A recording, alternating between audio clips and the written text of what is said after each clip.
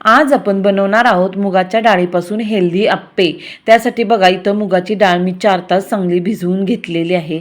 आता आपल्याला या डाळीतलं पाणी काढून मिक्सरच्या भांड्यात ही डाळ काढून घ्यायची आहे।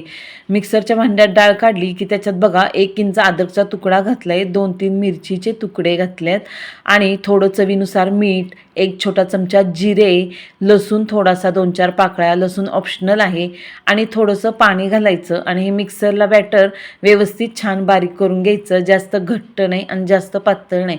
त्याच्यात मी इथं बारीक एक कांदा चिरलेला आहे तो घातला, एक टोमॅटो बारीक चिरले ते घातलं आणि थोडी कोथिंबीर। आता हे छान सगळं व्यवस्थित मिक्स करून घ्यायचं, म्हणजे याच्यात बबल्स निर्माण होतात, आपल्याला सोडा घालावा लागत नाही तर आप्पे हेल्दी होतात।